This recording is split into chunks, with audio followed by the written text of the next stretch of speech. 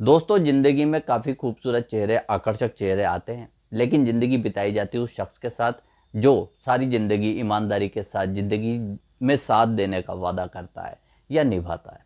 लेकिन कुछ इंसान ऐसे होते हैं जो अपनी चाहतों को आगे रखते हैं और किसी गलत कदम को वो उठा लेते हैं और जिसकी वजह से उन्हें सारी ज़िंदगी भुगतना पड़ जाता है। ऐसा ही कुछ हुआ राधिका के साथ। राधिका 27 साल की बेहद ही खूबसूरत ये लड़की थी। साहिल से 1 साल पहले इसकी शादी हुई थी। शादी दोनों ने अपनी मर्जी से करी थी, लव मैरिज करी थी। साहिल और राधिका मध्य प्रदेश के रतलाम में रहा करते थे।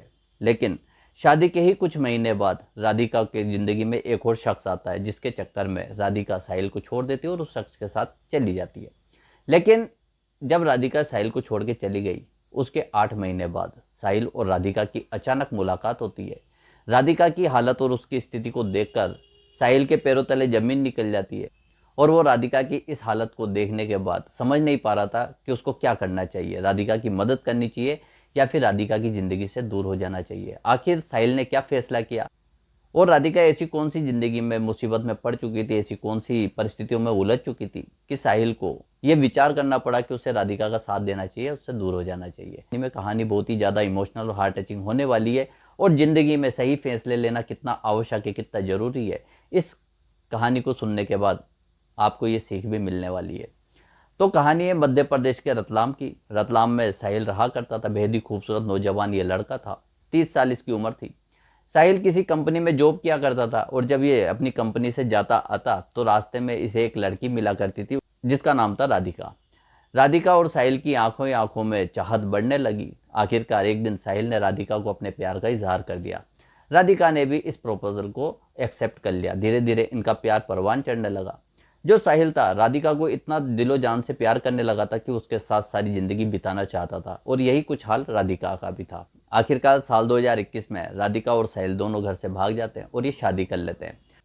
साहिल का यहाँ पर उसकी जॉब में प्रमोशन हो चुका था और साहिल ने एक खुद का मकान ले लिया था। अब ये खुद के घर के मकान के अंदर आके रहने लगे। साहिल और राधिका बहुत ही ज़्यादा खुशी से अपना जीवन व्यतीत कर रहे थे। अब जो साहिल और राधिका का घर का मकान था, इसके ही बाहर एक कमरा और था जो एक्स्ट्रा था। साहिल और राधिका ने विचार किया कि इसे किराए पे दे दिया जाए। साहिल और राधिका ने इस कमरे को किराए पे चढ़ा दिया। एक 27 साल का बहुत ही खूबसूरत लड़का जिसका नाम पीयूष था, ये उस कमरे के अंदर आके रहने लगा। अब साहिल तो दिन भर काम पे चला जाता था और पीयूष उसी रूम में टिका रहता था। धीरे धीरे राधिका और पीयूष के बीच में घनिष्ठता बढ़ती चली गई और ये घनिष्ठता इतनी बढ़ने लगी और इस कदर ये अपनी चरम सीमा पे पहुंच चुकी थी कि ये कब घंटों एक दूसरे की बाहों में लिपटे रहते थे। एक दूसरे के आगोश में अपने होश गंवाकर वो सारा काम कर देते थे जो इनको नहीं करना चाहिए था। अब राधिका को साहिल से ज़्यादा पीयूष पसंद आने लगा। अब धीरे धीरे राधिका साहिल से झगड़े करने लगी। अब जब साहिल को पीयूष और राधिका के इस सारे मामले के बारे में पता लगा तो साहिल का दिल टूट चुका था। ये बहुत ही ज़्यादा हताश था। इसको गुस्सा तो बहुत ज़्यादा आ रहा था राधिका के ऊपर, लेकिन वो राधिका को किसी तरह से नुकसान नहीं पहुंचाना चाहता था। आखिरकार इन दोनों के बीच में बात होती है। राधिका कहती है उसको पीयूष के साथ रहना है। साहिल भी कहता है कि ठीक है, तुम्हारी ज़िंदगी है, तुम्हारी मर्जी है, तुम्हें जैसे खुशी मिलती है, जैसे तुम जीना चाहती हो वैसे अपनी ज़िंदगी को जी लो। राधिका अक्टूबर 2023 में साहिल को छोड़ के पीयूष के साथ चली जाती है। अब पीयूष के साथ जब राधिका चली गई तो साहिल को अब इन दोनों से कोई मतलब नहीं था। ये अपनी ज़िंदगी में मस्त और अपना काम कर रहा था। हालांकि ये राधिका को भुला नहीं पाया था। आखिरकार इसी तरीके से साल 2023 आ जाता है। साल 2023 में जून का ये महीना था। साहिल को दिल्ली जाना था तो ये बांद्रा जम्मू तवी एक्सप्रेस जो ट्रेन आती है, इसके अंदर अपना रिजर्वेशन करवाता है और जब ये उस रिजर्वेशन डिब्बे में बैठता है जाके, तो सामने ही बैठी हुई एक महिला को देखकर साहिल की नज़रें उस पर ही टिकी रह जाती है, क्योंकि वो कोई और नहीं राधिका ही थी। राधिका की हालत बहुत ज़्यादा ख़राब थी। वो बहुत ज़्यादा घबराई हुई, डरी हुई और उसके चेहरे पे जो खुशी और हंसी रहा करती थी, आज वो उसकी दूर दूर तक नज़र नहीं आ रही थी। साहिल इन सब चीज़ों को देख के बहुत ज़्यादा हैरान था। वो राधिका से बात करना चाहता था। उसने जैसे ही राधिका से कुछ कहना चाहा, राधिका ने अपने हाथ का इशारा करके साहिल को चुप रहने का इशारा कर दिया। साहिल ने सोचा कि राधिका शायद उससे बात नहीं करना चाहती, इसलिए वो चुपचाप अपनी सीट पर बैठा रहा। अब ये दोनों आमने सामने बैठे हुए थे। राधिका कभी साहिल की तरफ देखे, कभी अपनी नज़रें उससे चुराने लगी। साहिल एक टक निगाहों से राधिका को देख रहा था।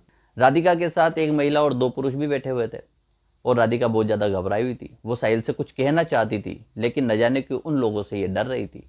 साहिल इन सब चीज़ों को भांप तो चुका था, लेकिन अब उसको पूरी कहानी का पता ही नहीं है तो वो आगे क्या ही एक्शन लेता, इसलिए साहिल भी चुपचाप अपनी सीट पर बैठा रहा। साहिल अपने बैग में से एक नोवेल निकालता है, उसको पढ़ना शुरू कर देता है। और राधिका साहिल को एकटक निगाहों से देख रही थी, इसकी आंखों में आंसू आ चुके थे। जैसे ही राधिका की आंखों में आंसू आए तो साहिल को बहुत अजीब सा लगा। ये उठ के टॉयलेट की तरफ चला जाता है, और ये टॉयलेट की तरफ जाता है, थोड़ी देर वहां इंतजार करता है कि हो सकता है राधिका उससे बात करने के लिए आ जाए। राधिका आई तो सही, लेकिन एक महिला उसके साथ आई। राधिका उस महिला के साथ थी, इसलिए साहिल से कुछ बात नहीं कर पाई। साहिल राधिका को देखते ही टॉयलेट के अंदर चला जाता है, और उस टॉयलेट के दरवाजे के अंदर जाके एक कागज पे एक नोट लिखता है कि राधिका, जो तुम्हें कहना है वो तुम इस कागज पे लिख देना, मैं थोड़ी देर में आके इस कागज को ले लूंगा और मुझे पता लग जाएगी कि आखिर तुम्हारी जिंदगी में चल क्या रहा है, क्योंकि मुझे लग रहा है कि तुम इन लोगों से डर रही हो। अब ये जैसे टॉयलेट से बाहर आता है, राधिका उस टॉयलेट के अंदर चली जाती है। अब जब राधिका देखती है उसके अंदर एक नोट लिखा हुआ है, तो राधिका भी उस पर लिख देती है कि उसकी ज़िंदगी में बहुत ही ज़्यादा परेशानी है, और ये जो लोग हैं, ये लोग इसे बेचने के लिए दिल्ली लेके जा रहे हैं। अब जब राधिका वापस आ जाती टॉयलेट से, तो यहाँ पर जो साहिल है ये वापस उस टॉयलेट के अंदर जाता है और उस नोट को उठा लेता है। और जब ये सारी चीज़ पढ़ता है, उसके अंदर राधिका ने कहा कि इसको बेचने के लिए दिल्ली लेके जा रहे हैं, तो साहिल के पैरों तले जमीन निकल जाती है कि राधिका इतने बड़े चंगुल में फंस चुकी है। साहिल अपनी सीट पे आके वापस बैठ जाता है। अब साहिल विचार कर रहा था कि वो क्या करे, क्योंकि सीधे सीधे तो वो राधिका से कुछ कह नहीं सकता, क्योंकि उसके साथ ये जो लोग थे कुछ भी कर सकते थे। ये कितने खतरनाक है, साहिल को इस बात का बिल्कुल भी अंदाजा नहीं था। खैर, जब ट्रेन थोड़ी दूर चलती है और कोटा आके रुकती है, तो साहिल वहाँ पर जो रेलवे पुलिस वाले है उनके पास जाता है। वहाँ जाने के बाद उनसे शिकायत लगाता है कि इस ट्रेन के अंदर एक महिला को अगवा करके ले जाया जा रहा है और इसके साथ बदसलूकी की जा रही है। पुलिस प्रशासन वहाँ पर एक्टिव होता है, उस ट्रेन के अंदर आता है। राधिका और राधिका के साथ बैठे हुए उन लोगों को ट्रेन से नीचे उतार लिया जाता है। साहिल भी ट्रेन से नीचे उतर जाता है। यहाँ पे इनकी काउंसलिंग होती है। जब इनसे सख्ती से पूछताछ की जाती है, तो राधिका अपना सारा बयान बिल्कुल बिंदास पुलिस के सामने रख देती है और उसके साथ क्या क्या हुआ ये सब कुछ बता देती है। पुलिस ने ये सारे बयान नोट कर लिए थे राधिका के, और उन तीनों लोगों को वहाँ पर गिरफ्तार कर लिया जाता है। राधिका और साहिल, इन दोनों को छोड़ दिया जाता है। साहिल राधिका को लेके फिर से रतलाम आ जाता है। अब ये रतलाम लौट रहे थे, तो रास्ते में साहिल राधिका से पूछता है कि राधिका, आखिर तुम्हारी ज़िंदगी में हुआ क्या, तुम इसी मुसीबत में कैसे फंस गई। तो राधिका ने कहा कि जब इन्होंने पीयूष को कमरा किराए पे दिया था, तो पीयूष शायद शुरू से यही चाहता था कि वो राधिका के साथ संबंध बनाए और उसके साथ अपने प्रेम प्रसंग को आगे बढ़ाए, राधिका को अपने विश्वास में ले और इसको यहाँ से चला जाए। शायद वो इसी तरह का धंधा करता होगा।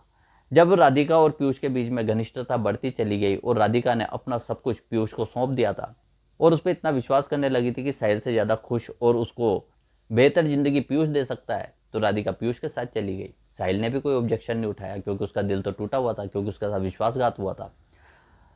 और जो महिला एक बार अपने चरित्र से गिर जाए तो उसको कितना ही कोई इंसान रोक सकता है। साहिल के दिमाग में यही सारी बातें थी। उसने राधिका को जाने दिया।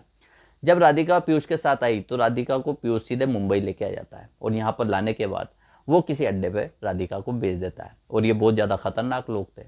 ये राधिका को अपने पास रखते, पीयूष को पैसे देते। पीयूष फिर किसी नए कमरे के और नए शिकार की तलाश में निकल जाता है। राधिका को खूब टॉर्चर किया जाता है, मारा पीटा जाता है, इसको ये घिनौना काम करने के लिए मजबूर किया जाता है। राधिका देखने में खूबसूरत थी, तो इसको क्लाइंट भी अच्छे मिलने लगे, और काफ़ी करोड़पति और अमीर लोग इसको अपनी पार्टियों में या फिर अपने एंजॉयमेंट के लिए बुला लिया करते थे। राधिका ने काफ़ी लोगों से शिकायत करी, जो भी क्लाइंट इसको मिलते थे उनसे भी इसने कहा कि उसके साथ बहुत ज़्यादा ज्यादती हो रही है, लेकिन किसी ने राधिका की ज़िंदगी में इंटरफेयर करना उचित नहीं समझा। क्यों कोई किसी के फटे में पैर डालेगा। राधिका मजबूर थी, और जब राधिका के उन लोगों को जिन्होंने राधिका को खरीदा था, जब उनको ऐसी बात पता लग जाती थी कि राधिका लोगों से इस तरह की बातें कर रही है, तो इसके साथ और ज़्यादा सख्ती की जाती थी। जब उन लोगों ने देखा कि राधिका उनके वश में नहीं आ रही है, तो ये राधिका को लेकर दिल्ली जाने वाले थे, इसको वहाँ पर बेचने वाले थे। राधिका को जम्मू तवी ट्रेन में बिठा के ये मुंबई से दिल्ली की तरफ चल पड़ते हैं, लेकिन रास्ते में रतलाम के आसपास जो साहिल था वो भी उसी ट्रेन में आके बैठ जाता। राधिका की मुलाकात होती, और उसके बाद जो साहिल है राधिका को अपनी समझदारी से ऐसे भयानक चंगुल और गिरोह से बचा लेता है। राधिका के बयानों के आधार पर उन 3 लोगों को तो सजा मिल चुकी थी, और उनके बयानों के आधार पर और लोगों की तलाश की जा रही है जो जो इस गिरोह में काम कर रहे हैं। पीयूष को भी गिरफ्तार कर लिया गया है और उसकी भी चार्जशीट अदालत में पेश कर दी गई है। यहाँ पर जो राधिका है वो साहिल के हाथ जोड़ती है, उसके पैर पड़ती है, फूट फूट के रोती है। साहिल से कहती है उसकी ज़िंदगी बर्बाद हो चुकी है, अब ना तो अपने घर जाने की है और न ही इस दुनिया में कहीं उसका ठौर ठिकाना है। अब वो अपनी ज़िंदगी को जी के क्या करेगी। लेकिन साहिल यहाँ पर राधिका को अपने गले से लगाता है, उसके आंसू पहुँचता है, और साहिल उससे कहता है कि राधिका, भले ही तुमने मुझे धोखा दिया, भले ही तुमने मुझसे कभी सच्चा प्यार ना किया हो, लेकिन मैंने हमेशा से तुम्हें सच्चा प्यार किया है। गलती इंसान से ही होती है और एक गलती तो हर इंसान की माफ़ कर देनी चाहिए। मैं तुम्हें माफ़ करके दोबारा अपनाने को तैयार हूँ, लेकिन तुम्हें मुझसे वादा करना होगा कि आइंदा ज़िंदगी में कभी ऐसे गलत कदम नहीं उठाओगी, कभी किसी के बहकावे में नहीं आओगी। राधिका जैसे साहिल की ये बात सुनती उसको अपने कानों पर विश्वास नहीं हो रहा था कि कोई इंसान इतना नेक दिल भी हो सकता है। क्या कोई इंसान किसी को इतना प्यार भी कर सकता है, इतना चाह भी सकता है कि उसकी इतनी बड़ी गलती, इतनी बड़ी भूल को भी वो नज़रअंदाज कर सकता है। साहिल कहता है कि राधिका, जो तुमने गलती की थी उसकी सज़ा तुम्हें मिल चुकी है, तुम भुगत चुकी हो और इस दुनिया का असली रूप तुम्हारे सामने आ चुका है। अब मैं तुम्हें इस दुनिया में अकेला तन्हा छोड़कर तुम्हारे साथ वो जाती नहीं करना चाहता और ना ही तुम्हें और ज़्यादा सज़ा मिले ये मैं चाहता हूँ, इसलिए मैं तुम्हें दोबारा अपनाना चाहता हूँ। राधिका की आंखों में खुशी के आंसू थे, ये साहिल के पैरों में गिर जाती है। साहिल राधिका को उठाता है, अपने गले से लगाता है और राधिका से कहता है कि जो हुआ उसे भूल जाओ, आओ अब एक नई जिंदगी की शुरुआत करते हैं। और आज राधिका और साहिल एक बेहतर और खुशहाल ज़िंदगी को जी रहे हैं। राधिका और साहिल के एक बच्चा है जिसकी ये बहुत ही ज़्यादा दिल से परवरिश कर रहे हैं। राधिका अब साहिल से पूरी वफादारी और पूरी ईमानदारी के साथ रह रही है। तो ये थी साहिल और राधिका की कहानी। और इस पूरी कहानी को सुनने के बाद आपके जो भी विचार हो कमेंट में ज़रूर बताएं। क्या साहिल ने राधिका के साथ सही किया? क्या ऐसी महिला को दोबारा मौका देना चाहिए, या फिर साहिल को राधिका को छोड़ देना चाहिए था और अपनी नई ज़िंदगी नए सिरे से जीनी चाहिए थी? जो भी आपके विचारों कमेंट में ज़रूर बताएं। वीडियो अगर आपको पसंद आए तो वीडियो को लाइक, चैनल को सब्सक्राइब करके बेल आइकन ज़रूर दबा दें